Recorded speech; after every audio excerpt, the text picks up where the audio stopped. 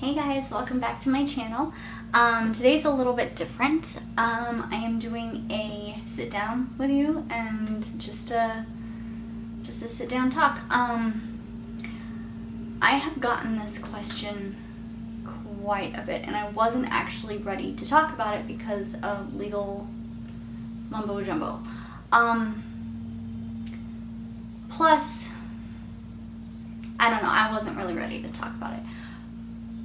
But if you're a friend, you do know about this, and no, this is not clickbait. This is not clickbait.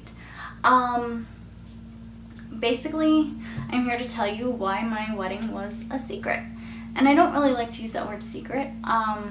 It was known, it was public, it wasn't public, but it was known. It just was hidden from a few people, and I'll tell you why. But in order to start the story, I have to rewind really far back. In 2004, my dad had 2 brain aneurysms, and after that, he was in the hospital for 6 months, and after that, I stayed with my mom to help him. Now, I was engaged to another man, and we'll call him Peter for the sake of being anonymous online. We don't talk anymore, so it doesn't even really matter, but we were engaged, and I was young. I was so young and so dumb and thought that I knew everything. So it just didn't even matter what anybody told me. Everybody kept telling me, you should probably wait. It's not a good idea, But I was going to marry him, and that's that. Well, him and I ended up splitting up, and my dad was bedridden, so my mom and I had to do basically everything for him, which was really, really hard considering he was not that type of a person. He liked to do things on his own for himself, that kind of thing. So, we had a rough breakup, so I was pretty upset, and I didn't really want anything to do with guys anymore, and I would have rather just been alone. And I told my mom this, and she worked with a man, and we'll call him Eddie. And I was no, I did not want any men. I didn't want to deal with it. I didn't want to hear them. I didn't want to listen to them. They were just idiots as far as I was concerned. So, in the end of August, early September, about there, is when I met Eddie for the first time. And my mom had kind of introduced us in a certain way. They worked together, so she knew him. And didn't know him well, but knew him and his mom. And we just clicked, I guess. And I was like, I didn't want a boyfriend, I didn't want to deal with it, but what can you do when you click, right? So a month after, we ended up meeting in the end of September, officially meeting. We had talked on the phone a few times, and we had decided, my mom had decided to introduce us, so we met. And everything was great. He was really, really nice. He was a sweet, sweet guy. And as they always are when you first meet them, right? And I pretty immediately got pregnant after. And that was never my intention. I didn't actually want children. But the type of person I am, I'm not going to do something I could regret later on in life. So I decided to keep the baby, and his mom right away told me I should have an abortion, and it was a mess. And then as the pregnancy progressed and the relationship progressed, things got not good. And I did see them as red signs, warning signs, everything right from the beginning. But I was stupid, and I didn't really want to do the pregnancy and the raising of our child alone, which is ironic, and you'll see why soon. his stepdad, we'll call him Teddy. Teddy would tell me that I needed to find out the sex of the baby, which I didn't want to know. And he was going to call my doctor's office and find out. Like I said, I was young and naive. I thought he could possibly do it. So I called my doctor's office crying, and of course, you know, hormones, pregnancy hormones are going to drive you crazy also. So I was terrified. I didn't know what they could and couldn't do. And she assured me that if I didn't want to know the sex of the baby, that they don't find out, they don't look, and it's never written down anywhere. So he is more than welcome to call. He's not going to get an answer out of them. Plus, she's like, HIPAA laws. I can't, by law, tell him anything that has to do with you, no matter who he is. So, and he's in law enforcement, so he thinks he runs the world. I'm like, what are you, Beyonce? Like, sit down. So this continued, and every day it was something new, something weird with them. And Eddie never stood up for me. In fact, when I was 6 months pregnant he had a little friend who he knew before me. He came out of the closet to him, or to me actually, and he's like, I don't even know why he's with you. I could treat him better than you. And Eddie would never stand up for me. His other little friend tried to run me over in a parking lot while I'm pregnant. Never tried to stand up for me. She stalked me. She tried to set my house on fire with my dad inside.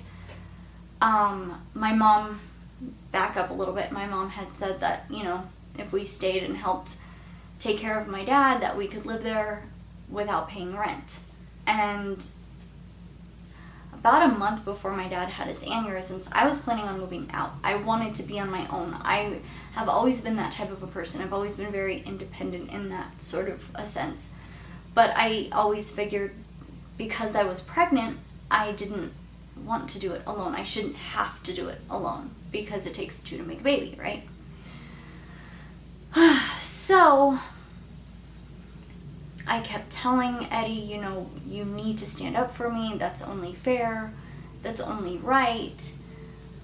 But Eddie never would. He would always tell me, you know, he'd talk trash about them to me, and then he would talk trash about me to them. So I was constantly stuck in the middle. Little did I know that that's sociopathic tendencies, that's narcissistic tendencies, that's a whole bunch of different tendencies that just I didn't even think anything about. So we had tried to work it out a million times. We would fight, and I mean, they were knockout, drag out fights, and then we would be fine. And then everything would be fine for a week, and then it would be right back to the fighting and the things that would drive me crazy. And like, I remember my son was, well, that's the thing. So that's the other thing I wanted to talk about, was when I was having our child. I had said that I only wanted certain people in the room, and that didn't include his parents. I practically was a stranger to them. I didn't know them that well. And I didn't want them looking, you know, down there. So I said, absolutely not. I want my mom and my sister in there, and then, of course, Eddie. And that was it. Well, that's not the way that it worked out. And so I was very uncomfortable during my labor, and I don't think that that's necessary. I don't think that a woman should be, you know, uncomfortable during that intimate time of her life. So when I was like, Dylan, my son's name is Dylan. Dylan was 6 weeks premature. And when a child is premature, they stay in the NICU, correct? Right. So Dylan was in the NICU, and they had told us several times, you know, the baby needs to stay at home. No going out. If one of you can go out and get, you know, food or whatever, then that's fine. But don't bring the baby out until at least he's about 3 months, because he could get very, very, very sick. And because he's so little, something could happen. So he spent 2 weeks in the NICU, and when he came home, Eddie's family was very upset with me because I wouldn't let him spend the night. That's just crazy to me. Like, why would that even cross your mind? Like, that's just absurd. So when Dylan was about 3 months old, Eddie and I would take turns feeding him. So he would take the night shift and I'd take the morning shift, and then we'd switch. And it was his morning to take care of the baby. And I woke up because I was like, I haven't heard him cry. Something's up. Where is he? So I walk out and I'm like, I can't find anybody. So I thought, okay, well, maybe he's taking him for a walk or something. I had no idea. So I went to go outside, and there was a patio outside, and there was Eddie sitting there. And I said, well, he didn't have the baby. And I said, well, where's the baby? Oh, my parents took him. Now, this continuously happened. Like, Eddie didn't really want to be a dad, and that's fine. But I wanted to be a mom at that point. I figured I had the baby. Now it's my time to step up. Like, this is what parents do. This is natural. He didn't want to deal with that. So him and I were constantly at odds with each other about it, and it just got to be very, very tense. And this continued on and on and on for 11 years because I'm that stupid. I didn't actually consider us a couple. We met in 2005, and about 2010 is when I kind of put my foot down and was like, no, you know what, we're not together. You know, you can't treat me like a human. I mean, he was abusive verbally, mentally, and emotionally. I wasn't allowed to have friends. I wasn't allowed to drive. I wasn't allowed to have a job, all because he thought that I would cheat on him. That was his biggest fear. And I'm sorry, but you don't close somebody up in a little tiny box and expect them to stay. That's just not how it works. So I got fed up and was like, you know what, fine, we're done, whatever. But my mom would take his side constantly. And I don't know why. I don't know if it's because I enabled her, I suppose, in some sick sense of the word. He enabled her. And so they were kind of like best buds, I guess you could say. And so my mom said, okay, well, if you kick him out, then you have to leave too. And I wasn't allowed to have a car, a job, friends. I had nowhere to go, so I stayed. And then, as I've said, I've mentioned it before, I've always wanted to be Catholic. That's always been my dream. And when I became Catholic, he would come to the classes, because he was also Catholic. And he would come to my classes with me, and everybody would be like, oh, he's so nice, blah, blah, blah, you know. And I would think kind of in the back of my head, if only you knew. I started my classes in 2014, so by that point, I was like, you know, whatever. To get through the RCIA classes, because I was living with somebody, I had to talk to the deacon. And so the deacon asked me my status, I guess you could say, and I explained to him everything. Like, we were together for 3 hours talking about everything that involved Eddie and I. So, not that he didn't believe me, but that he wanted to get Eddie's side of the story also. He called Eddie in. Eddie refused. Eddie would make up lame excuses all the time, like, oh, I had to work late. And the deacon's willing to stay after hours and talk with him, but he wouldn't. And then it was that I'm a liar, that I never gave him the right number. He never got the messages. I'm a liar because I really wasn't even talking to the deacon. And so finally, after about the 4th time, the deacon was like, you know what? Clearly, he's showing me what all of this means to him. And then I always thought it was maybe because he knew that in order to stay with me, he would have to get married. And that's too much of a commitment, I guess. Like, we had many years ago agreed to get married. He'd never proposed, but he gave me a ring and that was that. So he never would marry me. That was never his intention, obviously. And he just didn't seem to understand the importance of anything unless it had to do with him. If he wanted to do something, it was important.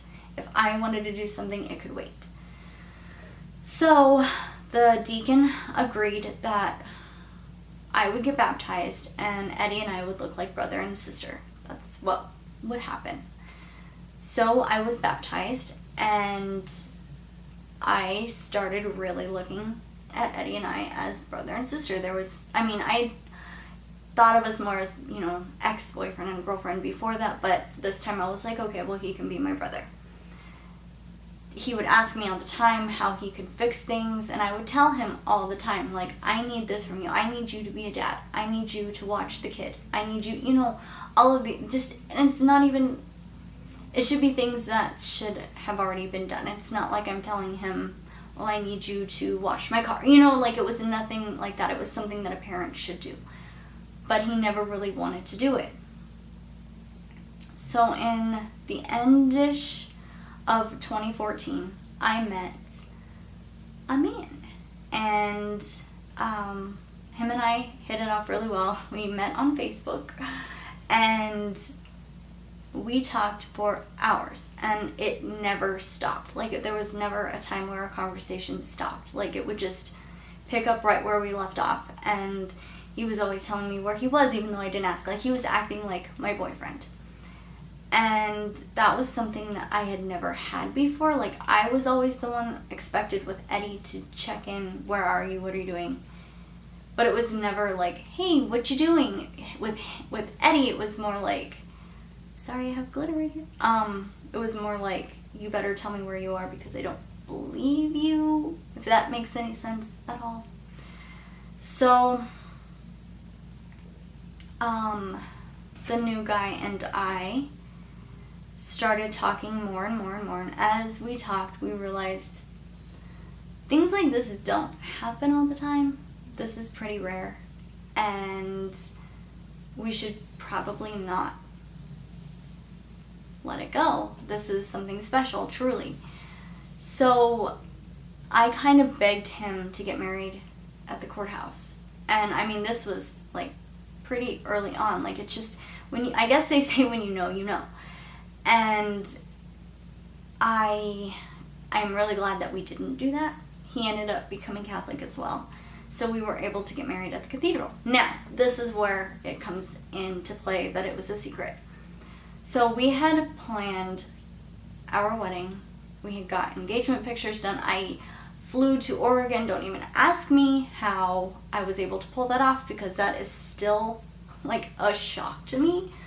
And the thing is this isn't even how I wanted it to be. I wanted my mom to be involved, and my mom had met the other guy. His name is Aaron. He's downstairs. She had met him, and she was really enthralled with him. She really, really liked him. But as soon as Eddie found out that we had met him, my mom flipped and was like, I hate him. I don't want to see him again. And it's just but you see, he makes me happy. Why would you want to interfere with that? Clearly, I'm not happy with Eddie. Clearly. And now she's seeing firsthand how shady Eddie truly is. But I didn't, it killed me walking down the aisle knowing that my family wasn't there. I had none of my family at my wedding. None. Because I couldn't trust that nobody would tell Eddie. And I had finally had enough. I wrote a letter to Eddie telling him exactly what went wrong, yada yada yada. He told the courts that he had no idea about Aaron, which he did, because he threatened to run him over and kill him and stab him, and he's a very violent person. It was just very, very scary. And to me at that time, Eddie was very intimidating. Now I don't care. Try to hurt me, I beg you, because it's not gonna happen. So the day of the wedding, I was so nervous because I didn't know. The week before the wedding, I was telling Aaron, maybe we should just wait until I can get out of here like a normal person and let them be on their way and let them do what they're going to do. But I mean, we had booked everything was already set in place. There is nothing we could do. It had happened. And I hate saying it that way, but everything was already in place. And I think a lot of people thought that I had cold feet in that sense, that I didn't necessarily want to get married. And that's not it. I was terrified of how I would get out of the house. I had tabs on me. I don't even want to mention my age, but I am old enough to do what I please. And the last I checked, this is America, I'm allowed to do what I want. And the last I checked, Eddie and I were not together. So what difference did it make? I did not want to get hurt because he had already been violent several times. He'd thrown me down the stairs, pulled me up by my hair, dragged me across the driveway. I mean, there was a lot of things that he did that he shouldn't have done, but he did. And so I was just very, very, very scared about what could happen. But at the end of the day, you just can't worry about that kind of thing. It's what's gonna happen is gonna happen.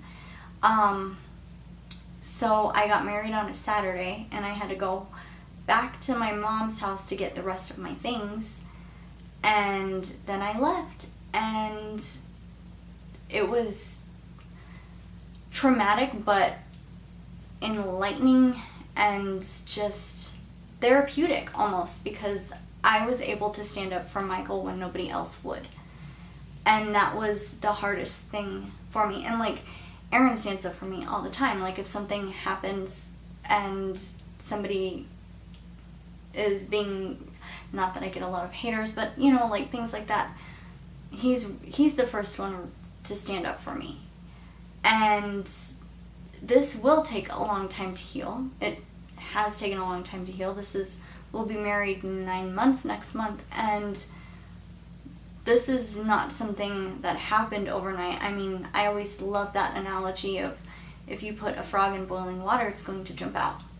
If you put a frog in warm water and heat it up, it's going to die. And that's how I felt. This didn't happen overnight. I would have been gone the second he started all of this. But people like that are very methodical. So I was basically like warmed up to the whole idea of him being narcissistic and sociopathic and psycho. I mean, truly psycho. And now it's like, and that's the other thing I was talking about in another video, that, you know, this Colorado law is so ridiculous. Like, how is it okay for him to have visitation with my son, our son, when he's been abusive in every way? And I have text messages and proof that he was, I mean, he even went to jail for being abusive. And why was that not taken into account? I don't get it. I don't get it. It's almost like I'm being punished again for leaving him. And that's kind of, he holds that over my head a lot. Well, if you wouldn't have gotten married, blah, blah, blah, blah, blah. And I had to do this, Eddie. Like, if I didn't get out, then I would be in the same toxic situation. And that's not fair to my son. My son, I blame myself a lot. My son has a lot of problems with thinking that if you hurt somebody, it means that you love them. And or if somebody hurts you, that means they love you, and or they at least like you. And that's not true. That's obviously very, very not true. So I'm hoping I can break that. And I think he's starting to see now. My son is very, very high on the ADHD scale. So he's almost autistic. He has a lot of autistic tendencies. And I think a lot of it has to do with the environment. He was raised in a very toxic hell. And that's like what happens when that happens. And so I'm thankful and grateful that I was able to get him out of that. But I am very upset with myself that it had to take so long for me to just leave. But it is what it is, and I had to do it. I did not have a choice. couldn't live like that any longer. So if you know an Eddie in your life, get him out, because it's not even worth it. But that's, in a nutshell, why my wedding was a secret. And I hate that word because it wasn't a secret. A lot of my friends knew, but none of my family knew. So I guess it was a little bit of a secret. But I hope that answers questions, and if you guys have any more, leave them in the down bar, and I will talk to you in the next one. Bye.